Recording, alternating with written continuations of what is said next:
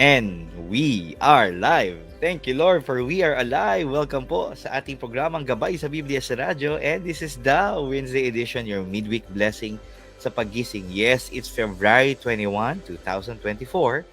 At makakasama niyo po ngayon, Coach Jay Silviran, together with my partner, Brother Lee, or Mark Lee Isidro. It's my complete name. yay! Brotherly yours. At brother, feel free to share with them ang ating question for today. Yes, ang ating question for today is, ano ang mga palatandaan or patunay ng pag-ibig ng Diyos sa iyong buhay? Join us in the conversation, tag your friends, share this Facebook Live, and please do share with us your prayer petitions. Muli, welcome po sa programang Gabay. Gabay, araw-araw na pagninilay, salita ng Diyos at patnubay, pananampalataya at biyaya. Pananampalataya at biyaya.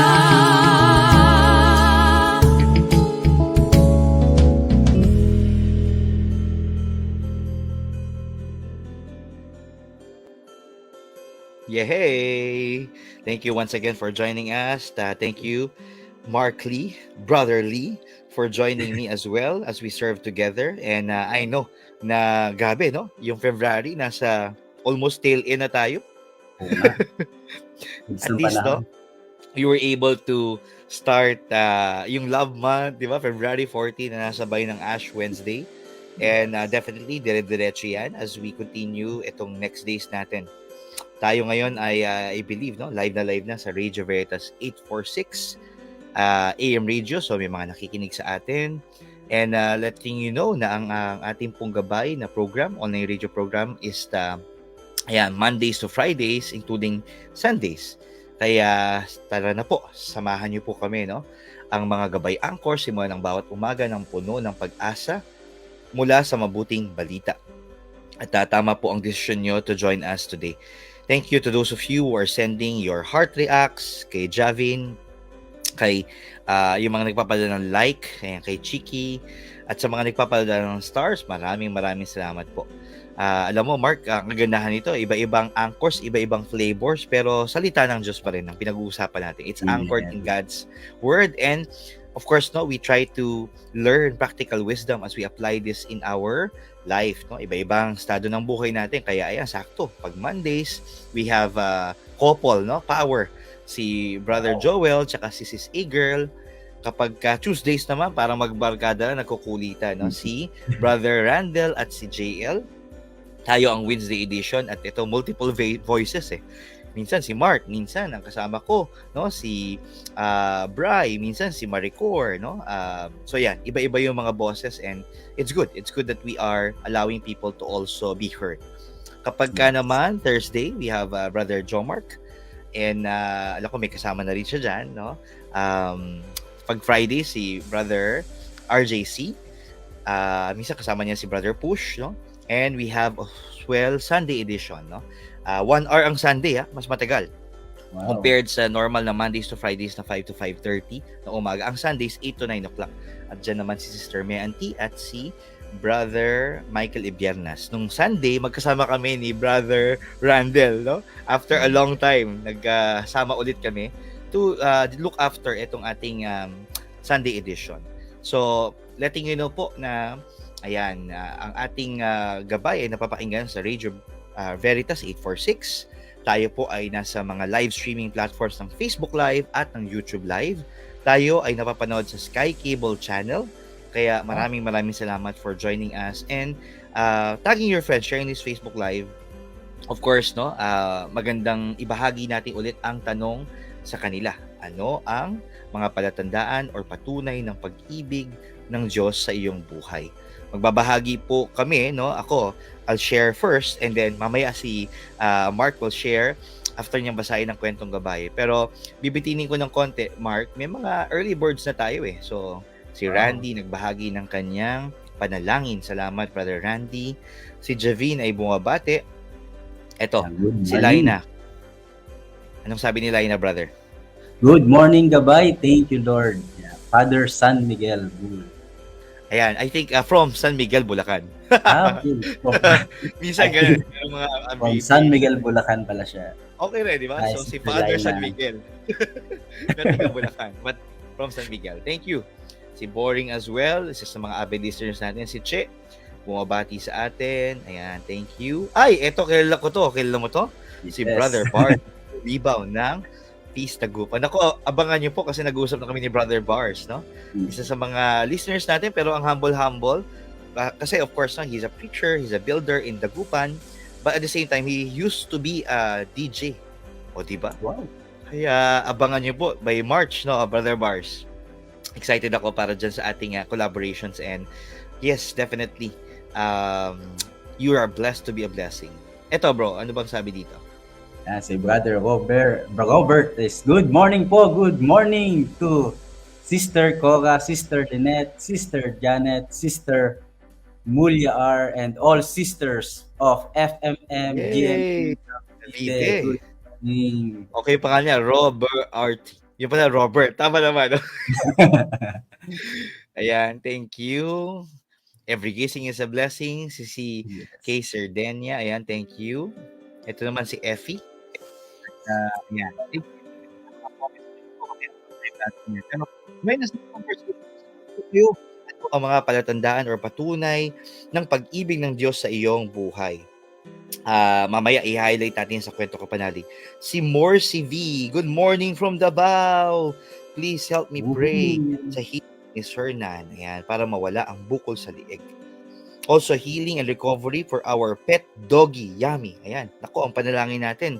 Feel free to type it as well para ipag-pray po namin kayo at araw-araw may misang iniaalay dito sa Radio Veritas. At we pray for each other definitely, no? Ayan, sakto, may tumahol na aso kaya baka si Gliceria ay from Binondo, Manila. Nako, abangan mo, Gliceria. I-announce natin yan kapag available na at meron na tayong schedule ng feast. 'Di ba? Sa Lucky Chinatown yata, Brother Mark, ang balita ko. O 'di ba?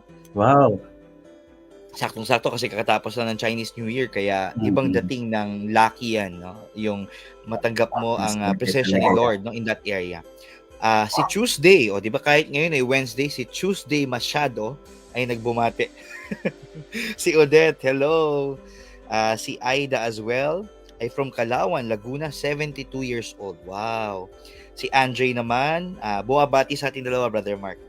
More blessing in God's morning. Ay, meron akong natutunan ngayon. Di ba sabi natin lagi, every gising is a blessing. O kaya, your midweek blessing sa paggising kasi Wednesday nga tayo. Yes. Kami dalawa ni Randall, meron na naman tayo na-discover. Humirit lang ako, sabi ko, ang iyong every bangon ay may pag-ahon. Di ba? Pwede. Amen. Every gising is a blessing. Every bangon is pag-ahon. Di ba? Kaya tama po na kasama namin kayo ni Brother Mark ngayon. Si Maria Elisa, hello. Sa San Jose del Monte, Bulacan. Nagluluto po. Lutong ulam, take out. Si Maribel as well. Ako, dahil mga bati, tiga San Jose del Monte. Thank you so much po. Bukod sa mga bati nyo at mga prayer petitions, again, join us in the conversation. Sagutin nyo po yung tanong, ano ang palatandaan or patunay ng pag-ibig ng Diyos sa iyong buhay. Brother Mark, I'm sure you're gonna share later after mabasahin ng kwento gabay. Pero sa akin, the mere fact that I'm alive. Yes. Diba? Kaya nga, every gising is a blessing. Alam mo, kagabi, kagagaling-galing lang namin sa wake, sa isang burol. Nako, isang malapit na katuwang namin dito sa bahay. Yun. Or of course, no, nandun yung kalungkutan. But at the same time, it's reminding me that we really need to be thankful for the gift of life. Kasi minsan, di ba, gising ka lang, that's it, you go through the motions. Pero iba talaga kapag sinisavor mo, niyanamnam mo yung buhay mo. Kaya, di ba, I just turned 40 last year. Ang title ng book ko, Life Begins Today. Yes. Di ba, hindi mo kailangan life began yesterday lang or life will begin tomorrow. Hindi ngayon ito yung regalo ng Diyos sa iyo. Kaya nga, di ba, ang sabi sa pelikulang Kung Fu Panda, sabi ni Master Oogway, di ba, yesterday is history, Tomorrow is a mystery and today is a gift. That's why it's called present. Kaya sa mga kapanalig natin na present, yehey! Congratulations! Sabi mo kay Lord, pagising mo, Lord, present! Buhay pa ako! Thank you, Lord, di ba? And I'm sure marami pang mga palatandaan, ang pamilya ko, kaibigan ko, ang paglilingkod natin, ang ministry. Definitely, these are all signs, di ba? Proof of life, Yes. no? Proof of God's love. At sa mga, ayan, people who wants to have a deepening ngayong Lenten season, pwede nyo pong i-download ang Hallow app for free. Let me share here as well in the link, di ba? Magdasal tayo. Ongoing na po yan. Pwede pa kayong humabol. Pwede kayo magkaroon ng 90-day free access. And definitely, you'll be blessed as well. Ito yung mga iba't ibang tools that we have na maaring making gabay sa kanila during this Lenten season. Biro mo, nandun si Father Mike Smith. Kilala mo yan, sigurado. Mark Wahlberg, the celebrity. Itong mga sisters natin, si Mary at Miriam. And then, of course, no, ang Jesus ng The Chosen. Ako, ang isang i-ask ko na prayer petition rin sa inyong lahat ay, ayan, we're starting something in Batangas. Kaya kung tiga Batangas po kayo, mag-message po kayo sa akin. Kasi we are meeting online, like Wednesday, like tonight, 7 to 8 p.m. So, message po ko sa aking Facebook page na Coach J. Silibiran. And let's explore on how we can plant a feast, no, in Batangas locations. No? Definitely marami po yan. Yes. At tayo po ay manalangin. In the name of the Father, the Son, the Holy Spirit. Amen. Sa araw na ito, tinatanggap ko ang lahat ng pag-ibig ng Diyos para sa akin. Sa araw na ito, ako'y nagbubukas sa hindi masukat, walang hanggan at nag-uumapaw na kasaganahan ng Diyos sa buong sanlilikha. Sa araw na ito, ako'y nagbubukas sa biyaya, kagalingan at himala ng Diyos. Sa araw na ito, ako'y nagbubukas sa salita ng Diyos upang ako'y maging kahalintulad ni Jesus araw-araw. Sa araw na ito, aking itiyatanghal na ako ay mahal ng Diyos, ako ay lingkod ng Diyos, ako ay makapangyarihang kampiyon ng Diyos, at dahil ako'y pinagpapala ko ang mundo, sa ngalan ni Jesus. Amen. Tayo po ngayon ay dadako, no, sa ating kwentong gabay at of course, no, babasahin po sa atin ito ni Brother Mark.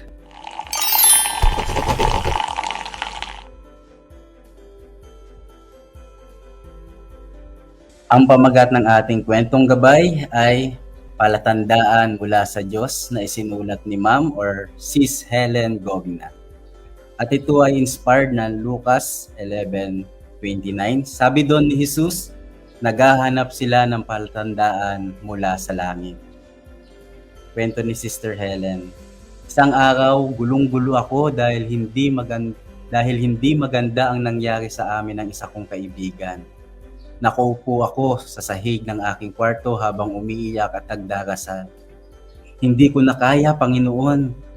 Ginawa ko naman ang lahat para di masira ang pagkakaibigan namin. Pagkatapos kong ibuhos ang aking damdamin sa Diyos, humingi ako ng palatandaan. Kung ano man iyon, basta galing sa Kanya ay okay na sa akin. Pagkaraan ng ilang sandali, nakita ko sa labas ng aking bintana ang napakagandang paglubog ng araw. Nagsaboy ang kulay pink at orange sa kalangitan at napaiyak na naman ako. Naramdaman kong ipinadala ng Diyos sa akin ang kagandahang ito at sinasabi, Helen, nakikita kita. Hindi kita tinatalikuran. Ito ang palatandaang hinihintay ko. Lumuhod ako at umawit ng papuri hanggang sa lumabas ang buwan. May tiwala ako sa katotohanan na mahal ako ng lumikha ng sansinukob, ang pintor ng kalangitan. Pagnilayan natin, mula sa ngiti ng mga ekstranghero hanggang sa mababangong bulaklak, nagpapadala ang Diyos ng mga palatandaan para malaman mong nariyan siya lagi para sa inyo. Manalangin tayo. Panginoon, bigyan mo ako ng palatandaan ng iyong pag-ibig ngayon. Nais kong makita ka parati. Amen. San Pedro Damian, obispo at doktor ng simbahan, panalangin mo kami. At ito ang ating kwentong gabay. At alam mo, Brother JC, napakaganda ng ating katanungan na ano ang mga palatandaan or patunay ng pag-ibig ng Diyos sa iyong buhay. Sa naibahagi ni Sister Helen sa ating kwentong gabay, nangusap at pumalinga ang ating Panginoon sa pamamagitan ng makulay na kalangitan sa takip silim. At dahil doon, nagpuri siya at nanalangin. Sa panahon natin ngayon, na puno ng nakakasilaw na ilaw at nakakapingingay, napakabihira na nating mapansin at ma-appreciate ang mga natural na kaganapan tulad ng takip silim o bukang liwayway. At sa mga simpleng bagay o kaganapang ito, may mensahe ang ating Panginoon sa atin.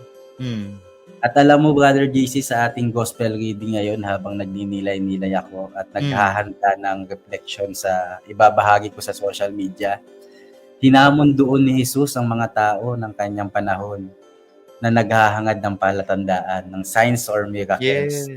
At katulad ng mga tao noon, panahon ni Jesus, madalas tayo naghahanap ng mga tanda at katiyakan. Nagdarasal tayo ng buong puso para sa particular na resulta, umaasang magbigay ng validation sa ating mga desisyon. Ngunit inuudyok tayo ni Jesus na lampasan ang mababaw na antas ng pananampalataya. Jesus challenges us to go deeper, to have faith even when things aren't crystal clear. Amen. At para sa akin, katulad mo, Brother DC, isa sa mga tiyak na palatandaan ng pag-ibig ng Diyos ay ang simpleng regalo ng buhay mismo. Ang magising kada araw, ika mo nga, ang magkaroon ako at ang aking mga mahal sa buhay na magandang kalusugan, at ang makaranas ng mga oportunidad na dumadating sa ating buhay. Lahat ito ay patunay ng walang hanggang pagmamahal ng Panginoon.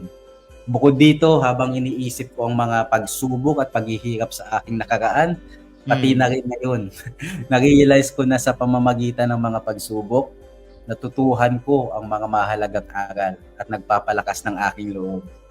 Para bang itinakda talaga ng Diyos, hindi upang hadlangan ako o hadlangan tayo, kundi upang hubugin tayo bilang isang instrumento ng biyaya para sa iba.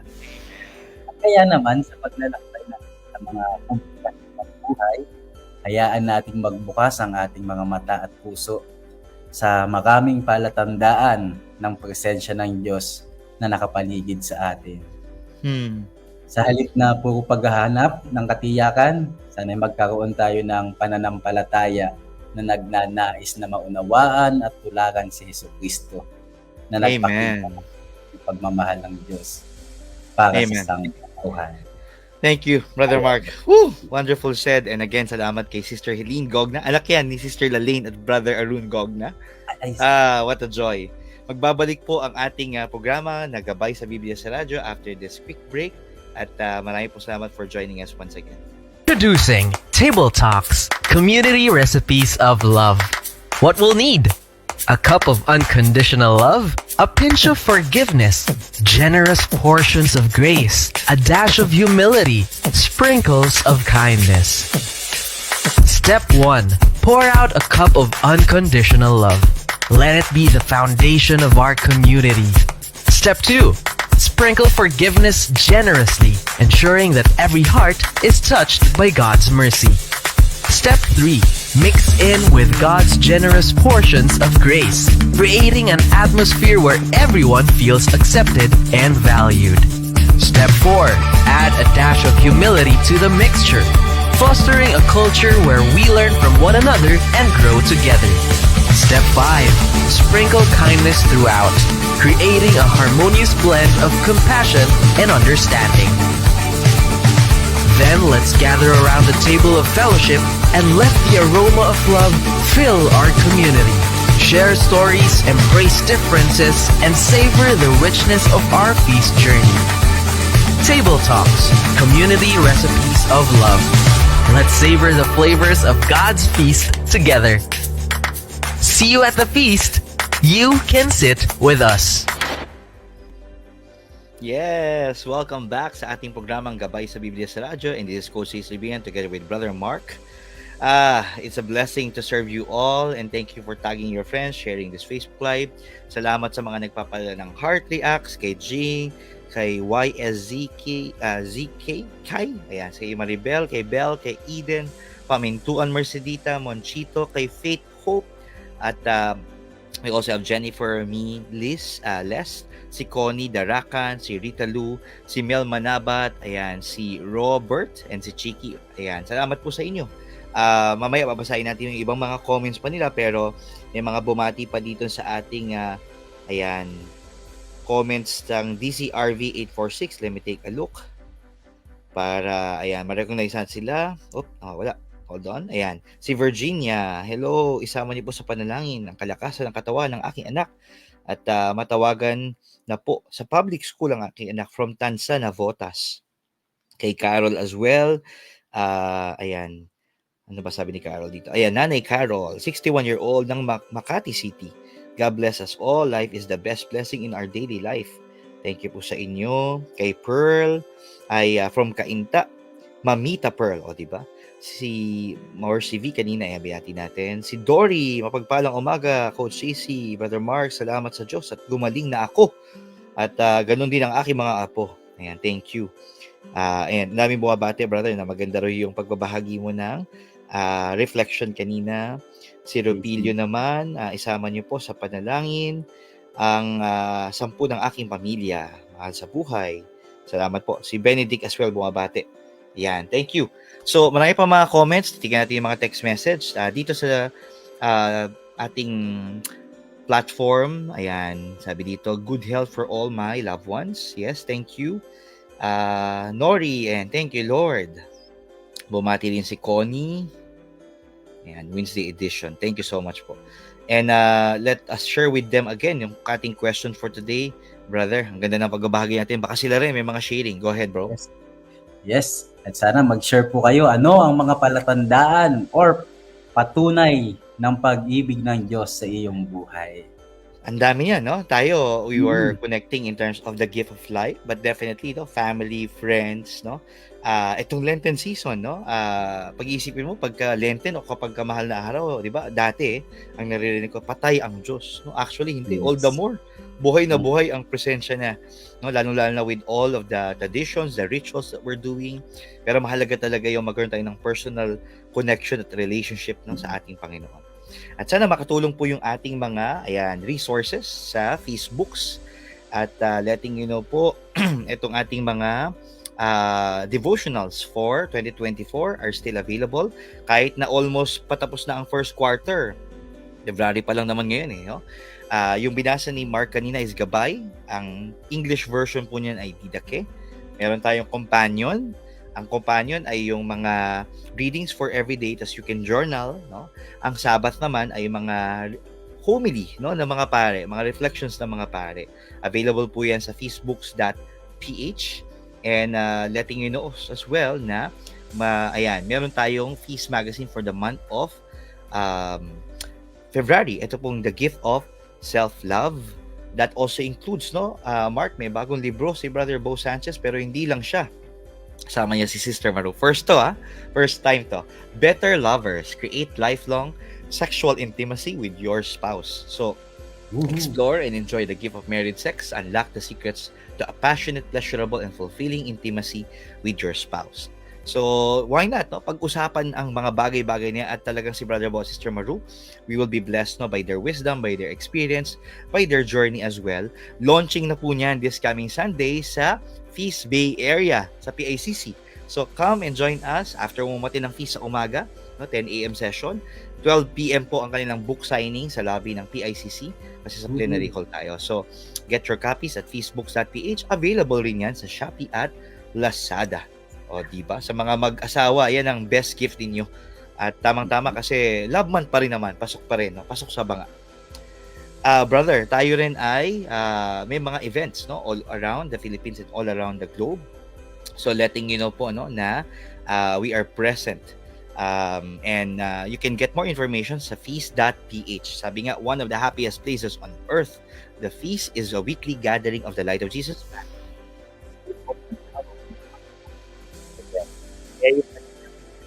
Table Talks, Community Recipe of Love. We are trying to rediscover our identity, our mission, our vision, no, as a family, as a community, no. And definitely, mabibless po tayo. Ang schedule po ng ating PICC, kakatapos na ng Feb 18, ito na, February 25, no?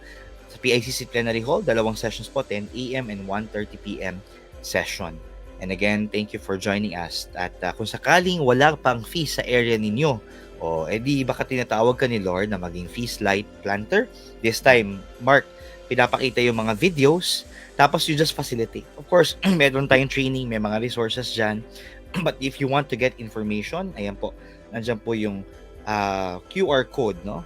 Maliit lang, but take a screenshot of this and definitely you can get more information about how to become a feast light planter in your area. Katulad kanina, binanggit ko na, Mark, that we have Feast Batangas, no? The planting project. Pero may mga feast light na dyan, mga small group natin. Yeah. At meron ring mga opportunity para magkaroon ng feast light planter. And then of course, we are praying to have a live feast there. Kaya isama niyo po kami sa panalangin. This also includes ongoing po ang ating special feast stories, no, na ibino-broadcast po sa ating YouTube channel ng The Feast TV, and that also includes even sa Facebook page ng The Light of Jesus Family. 6 journeys of faith, family, and finding purpose, hearts restored, and lives transformed. Mamaya, we will end our broadcast, no, by showing to you yung video para may idea kayo. Ako, you'll be blessed. But definitely, the Lord is moving and blessing you in your own story as well. I'm trying to check kung may mga pumasok na comments, no, regarding about our question, pero baka hanggang ngayon, brother, naninilay pa rin sila, no? Yes. Ito si Vanessa may comment. Go ahead, brother. Yeah, blessed morning po sa lahat from Zambales. Let us continue to be God's powerful champion and warrior. Lord, be with us always and lead us. Thank you, Sister Vanessa. Amen. Ayan, may mga nagtag rin. Thank you, Eden. Ayan, sabi niya, yes, correct po. Every time I wake up is a gift. Thank you, Lord. Sabi ni Yesiki. No? Yun ang baso ko no?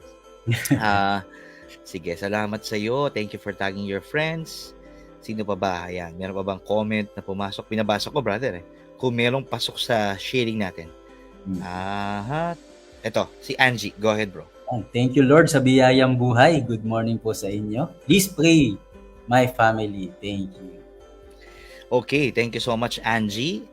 Si Vilma naman, sabi niya, good health for my family. Prayer for my daughter, Eliza, sa kanyang interview. Yes.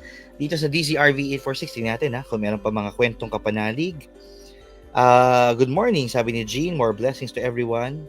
At ayan, from Parish Bible Apostle Ministry of Lucena, Diocese of Lucena. Thank you for everything you've done for me and my family. Ay, grabe. Salamat po. Wala namang text message sa pumasok. I'm looking at it kung meron message dito si Bro Kenneth. Pero sige, si Virgie naman from Intramuros. Hello, Virgie. Si Robert as well. Si Aida. Ito, sabi ni Aida. Ako nawala yung comment. Minsan, binabasa, biglang, nawala. Natapunan. Sabi ni Aida, nakita ko ang gabay ng Diyos sa akin. Hindi kami pinabayaan. Simula ng pag-apply namin ng US visa hanggang makatravel. We stay in US for 5 months. In 9 days. At nakabalik na sa Pinas. Very smooth. Panalangin. Salamat po. God is so good all the time. Ako, welcome back, Aida. Diba? Manila. Diba? Talagang bumalik sila sa ating bansa. At syempre, baon-baon ang mga ang mga memories nila. Si Iki. Eto, brother, go ahead. Ayan. For me, the moment that we are in need of funds to pay our company's insurance, God is always on time. Yung feeling na wala ng hope, then payments from our client came in on time. Wow, God is really good. Thank you for your testimony. Yeah, Talagang sign yun. Sign talaga that God really loves each one of us. At marami po salamat din sa pagmamahal na ibinibigay nyo para sa ating biyaya sa radyo. You can support our mission, media, and mercy ministry. Matutulungan natin ang ating mercy ministries from womb to tomb. Bisahin nyo pa ang feastmercyministries.com for more details. And of course, nakapagbibigay tayo ng love kits sa ating mga brothers and sisters, the lost, the last, and the least.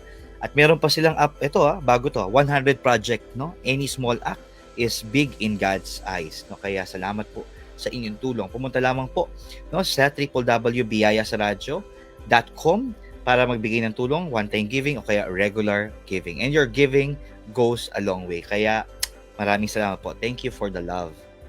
we're about to wrap up this episode. Ganun kabilis lang, brother. Still, download the Feast app to those of you who don't have it yet.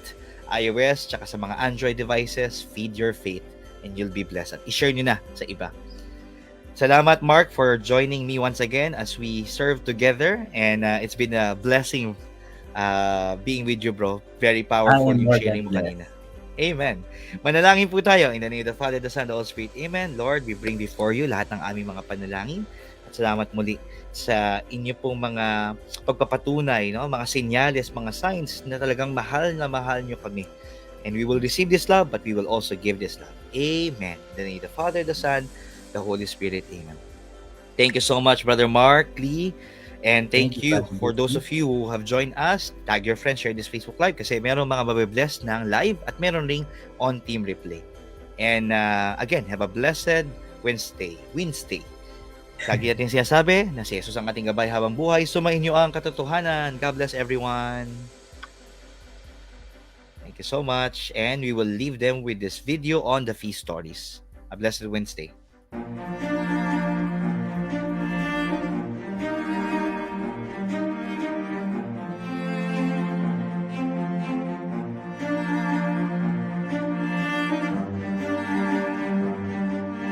What used to be just something from the scriptures became alive through the love of the people around us. Pero bakit ngayon parang ang labo lahat? Hindi ko maintindihan kung ano gusto kong gawin. I'm still at peace. God was still gracious to the relationship that I have. Pero hindi ko magawang mag-respond dun sa sinasabi nila na mabuti ang Diyos, may plano ang Diyos. Pero nung na-realize ko naman na hindi lang pala trabaho ang para mabuhay ang tao, kailangan mo rin palang pasalamat. Magpasalamat ka dahil kung anong meron ka ngayon. Bakit hindi pa kami buo? Bakit nasira to? Ano bang nangyari?